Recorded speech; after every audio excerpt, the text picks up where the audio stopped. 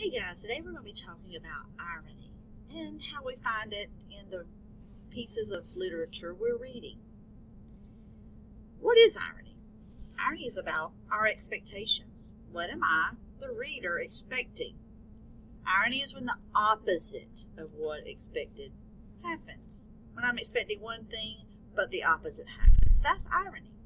There's three types of irony that we're going to talk about today. We've got verbal, dramatic, and situational. The first one is verbal irony. Verbal irony is when a character says one thing that actually means the opposite. We can also call this sarcasm or being sarcastic. And as middle schoolers, I think you understand sarcasm very well.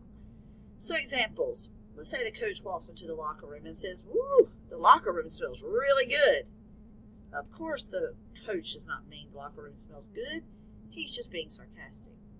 He actually means the opposite. It probably stinks pretty bad. Let's say you and your friends are sitting around and it's right before Thanksgiving holidays and the teacher comes in and says, "Ooh, here's some homework for you to take home over Thanksgiving." Your friend leans over and says, "Awesome, another homework packet." Well, of course, your friend is not excited about having homework. He's just being sarcastic. That's verbal irony at its best. Look at this picture. Can you imagine what the chicken's thinking? Well, verbal irony would be when the chicken says, "It's a game of tag. I love this game." Of course he does. He's about to be eaten. Look at this house.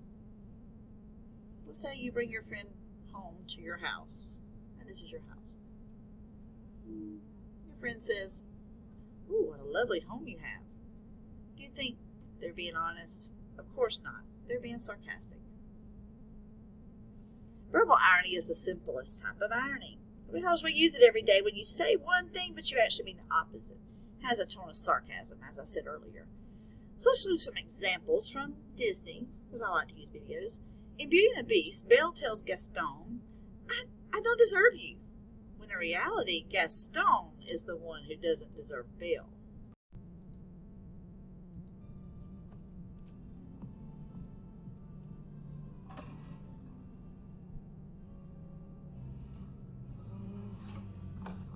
Gaston, what a pleasant surprise. Isn't it, though? I'm just full of surprises. You know, Belle, there's not a girl in town who wouldn't love to be in your shoes. This is the day... This is the day your dreams come true. What do you know about my dreams, Gaston? Plenty. Here, picture this. A rustic hunting lodge, my latest kill roasting on the fire, and my little wife massaging my feet while the little ones play on the floor with the dogs. We'll have 6 or 7. Dogs? No, Belle. Strapping boys like me. Imagine that. Do you know who that little wife will be? Let me think. You, Belle. Gaston, I'm speechless. I really don't know what to say. Say you'll marry me. I'm very sorry, Gaston, but I just don't deserve you. Whoa! Another example is in Shrek, when Donkey asks Shrek if he could stay with him. Shrek replies, "Of course!" when he really means, "No, not really." I guess you don't entertain much, do you? I like my privacy. You know I do too. That's another thing we have in common. Like, I hate it when you got somebody in your face, you trying to give them a hint and they won't leave, and then there's that big awkward silence, you know. Can I stay with you?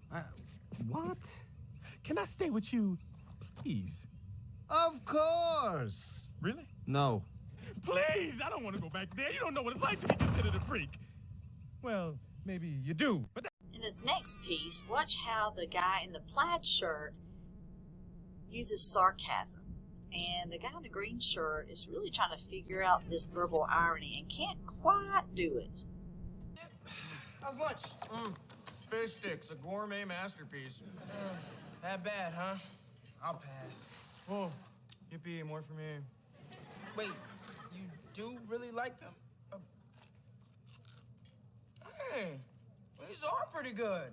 I told you. Hey, if you really want delicious, try the milk. Oh, cool. Yeah.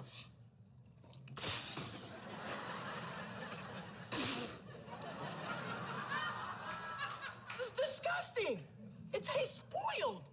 I was being sarcastic. Couldn't you tell? No, I couldn't.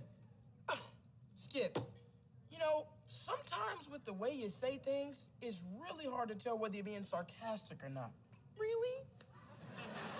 Yeah, like right there. Oh, I've never heard that one before. You're doing it again. Have you heard this before or not?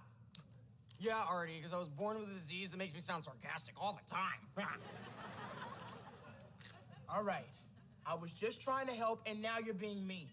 No, it's a real disease and nothing to be made fun of. Nice sweater, Kaminsky. Woohoo! Those jeans? Great idea.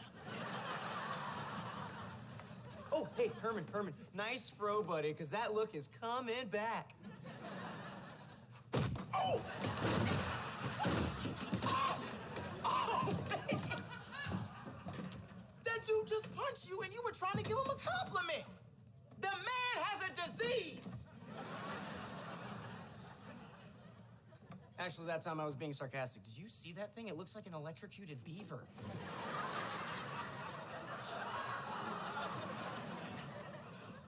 You know, dude, I'm, really...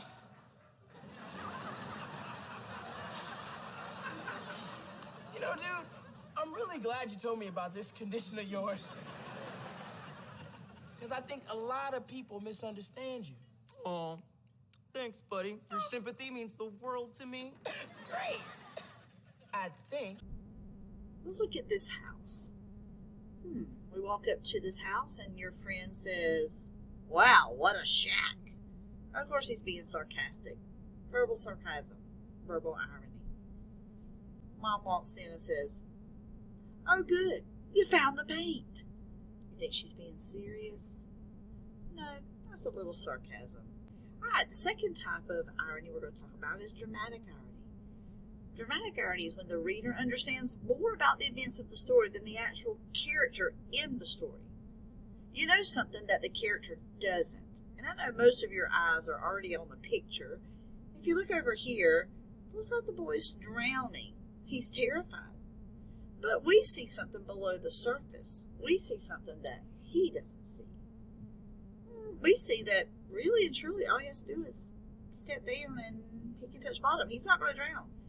Another thing is that right here beside him, there's a rock. So, therefore, he's not going to drown if he'll just kind of swim over here. But he doesn't see that. So, we see it, but the character doesn't see it.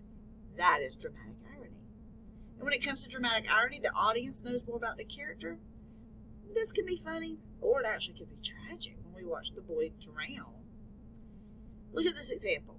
Tim's parents are proud of the A he got on the test. But we, the reader, know that he cheated. So we know more than the parents. That's dramatic irony. Alex writes a love poem to Judy. But we know that Judy loves Devin. We know something that Alex doesn't know.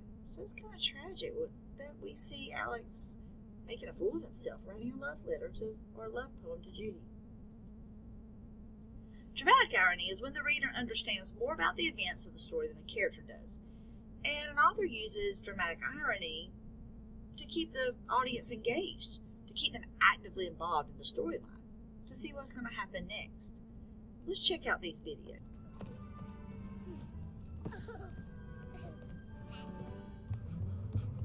Ooh. No. Hey, you! Oh!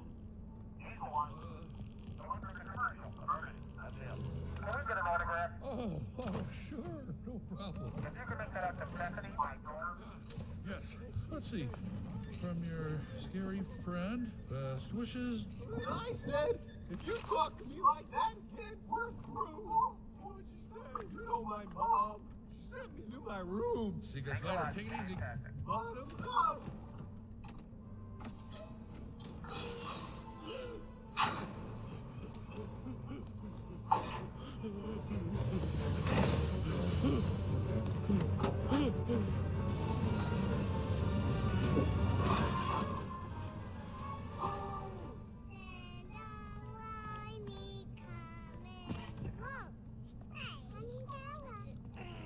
Oh, well, hello there. What's your name? Lily Kozlowski.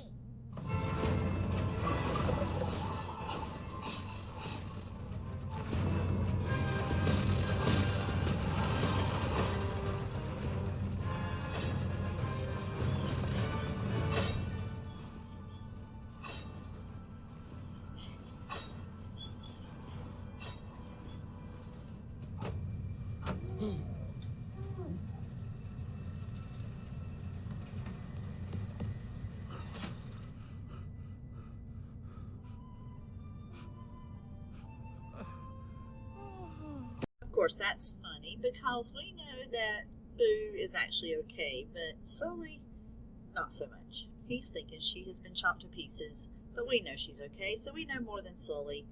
That's dramatic irony. Alright, let's watch this clip.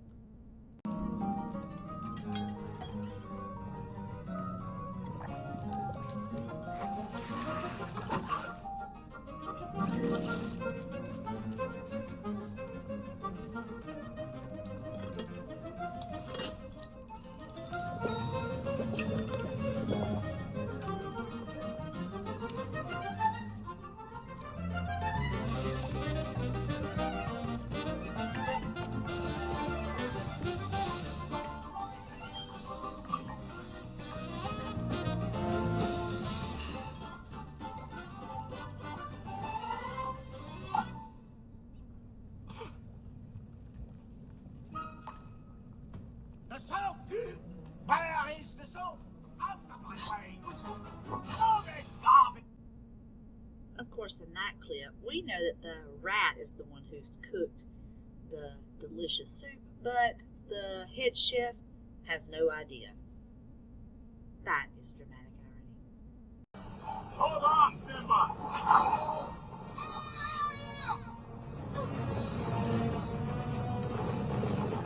Scott, awful! What do we do? What do we do? I'll go back to home. That's what I'll do. I'll go back to home.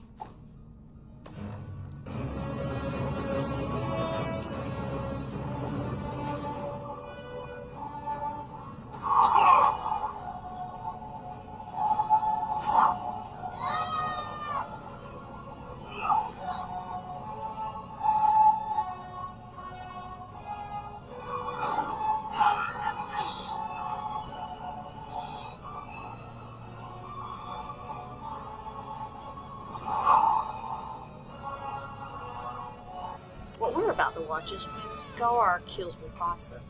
Simba doesn't see it, but we see it, and we know what happens. Mufasa is the one who is killed by his brother Scar. That's what makes this dramatic irony. So watch this closely.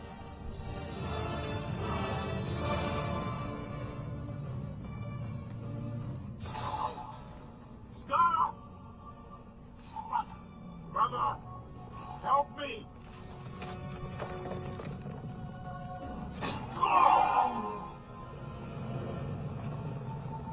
Long live the king.